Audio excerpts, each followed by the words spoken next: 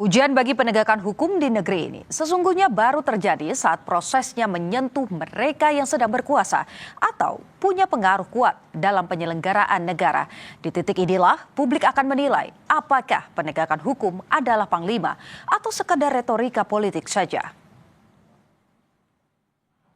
Dan kini ujian itu sedang berlangsung dalam kasus dugaan korupsi dan pencucian uang yang menyeret ex-jaksa Agung Muda Tindak Pidana Khusus atau Jampitsus, Febri Adriansyah, sebagai tersangka.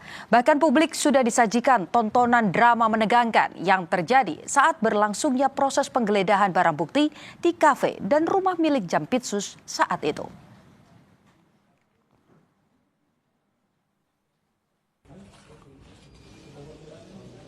Dua institusi penegak hukum berhadap-hadapan dengan senjata lengkap. Penyidik polisi yang menggeledah datang dengan kawalan pasukan BRIMOB bersenjata. Begitu pula pihak kejaksaan yang meminta bantuan tentara bersenjata laras panjang untuk berjaga di rumah kediaman ex-Jampitsus. Bahkan esok harinya, di bawah komando seorang jenderal, sejumlah prajurit TNI mendatangi Polda Metro Jaya untuk meminta kembali bukti-bukti yang sudah disita polisi. Apa yang dipertontonkan ke publik ini membuat kita sulit untuk tidak menyebut bahwa ujian dalam penegakan hukum di kasus dugaan korupsi yang menyeret ex-Jampitsus Febri Adriansyah adalah rivalitas antara polisi dan juga kejaksaan.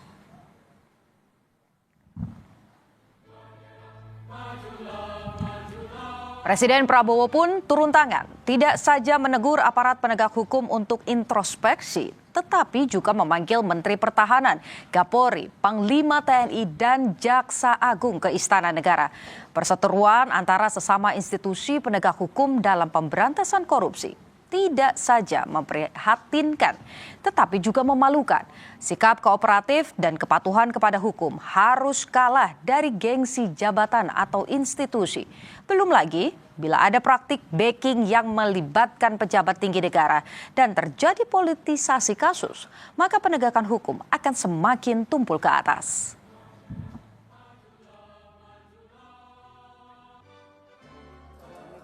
Oleh karenanya, Presiden Prabowo dan aparat penegak hukum harus menjadikan kasus dugaan korupsi yang menyeret ex-Jampitsus Febri Adriansyah sebagai momentum bersih-bersih penegak hukum dari korupsi. Bersih-bersih ini harus diikuti dengan pembenahan sistem, penguatan mekanisme pengawasan, dan sinergitas antar institusi, peningkatan akuntabilitas, serta keberanian menindak siapapun yang menyalahgunakan kewenangan sehingga setiap pengungkapan kasus korupsi bisa betul-betul menimbulkan efek jera bagi pelaku, baik yang sudah tertangkap ataupun yang belum. Hal ini perlu dipastikan kembali karena kasus korupsi masih terus saja terjadi.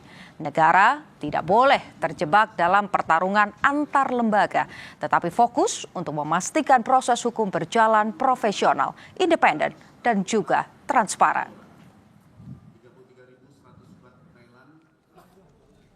Inilah yang jadi ujian selanjutnya, saudara. Pasca pelimpahan kasus ke kejaksaan, baik polisi dan kejaksaan harus bisa menjawab skeptisme publik bahwa penanganan kasus dugaan korupsi dan pencucian uang dengan tersangka ex-Jampitsus Febri Adriansyah akan berjalan independen dan transparan.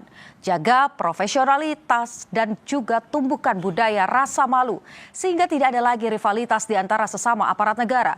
Apalagi hal itu terjadi karena untuk melindungi pejabat korup atau semata hanya menjaga gengsi institusi.